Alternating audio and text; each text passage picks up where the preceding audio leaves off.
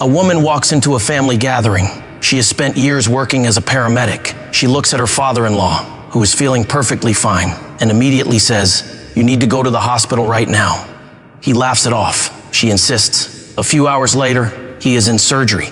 Blocked artery. He would have died. What did she see? She couldn't fully explain it. Somewhere in the pattern of blood distribution across his face, something trained into her brain over years of emergency medicine. A signal fired. Not consciously, not deliberately, automatically. Your brain is doing this constantly, reading the room, predicting outcomes, running programs you didn't write and couldn't name. And some of those programs are running your life right now without your permission. Your brain is a prediction machine here is something worth sitting with. You are much more than your conscious self. You don't tell your lungs to breathe. You don't instruct your heart to beat.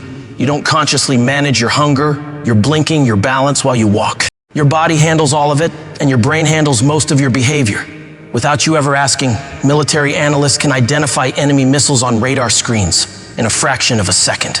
Faster than they can explain how, museum curators can tell authentic art from expert forgeries without knowing exactly what they noticed. Radiologists can spot where a stroke will develop before visible signs appear. In every case, the brain has been trained through thousands of hours of exposure to notice cues that the conscious mind can't see.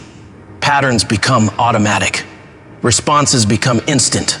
This is the foundation of every habit you have. A cue fires. A response follows. You didn't decide, it just happened. And here is the double edge. It works for skills and it works for habits you'd rather not have. The autopilot problem, let me tell you about a retail clerk. This clerk had one job after a customer used up the balance on a gift card. Cut it up and throw it away. Simple enough. Do it a few hundred times and it becomes automatic. One day, the clerk worked through a long line of customers paying with gift cards. Cut, cut, cut, then the next customer stepped up. The clerk swiped the card, a real live credit card, picked up the scissors and cut it clean in half. Before looking up at the stunned customer and realizing what had just happened. Entirely on autopilot, a former preschool teacher who switched to a corporate job couldn't stop asking her adult colleagues if they'd wash their hands after the bathroom. An ex-lifeguard would occasionally shout, "Walk," at children running anywhere, at the mall, at a park, at birthday parties. These aren't people with problems. These are people whose habits had become so deeply encoded that their conscious mind had fully stepped aside. The cue appeared, the behavior followed. The brain never asked for permission. And here is the uncomfortable truth, this is happening to you too. Right now. Just with habits you've stopped noticing. The invisible cues around you, look around wherever you are right now. The snacks on the counter, that is a cue. The television remote next to the couch. Cue, the phone in your pocket, one of the most powerful cues ever created. The path you walk from your car to your front door, the time of day, the feeling of boredom, the moment stress hits at work, every one of those is a trigger. And somewhere behind it is a behavior that fires before you've decided anything. You don't need to see a cookie to start craving one. You don't need to consciously choose to reach for your phone. The urge arrives seemingly from nowhere, but it didn't come from nowhere. It came from a cue so familiar, it became invisible. The Jung moment, Carl Jung, one of the most influential psychologists in history, said something that cuts right to the heart of this. Until you make the unconscious conscious, it will direct your life and you will call it fate. Think about that. The habits you can't see don't feel like habits, they feel like personality. They feel like just the way you are. I am always running late. I always reach for my phone when I am stressed. I always give up after a few weeks. But those aren't facts about who you are.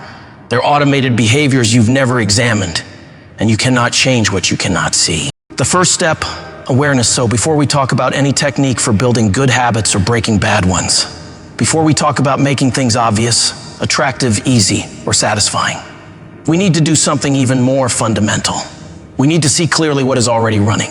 The first law of behavior change is make it obvious. But you can only make something obvious if you've first acknowledged it exists.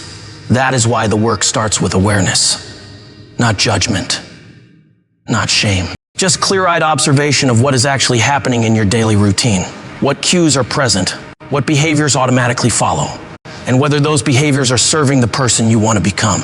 The most powerful question you can ask right now: what habits am I running on autopilot? And do I actually want them?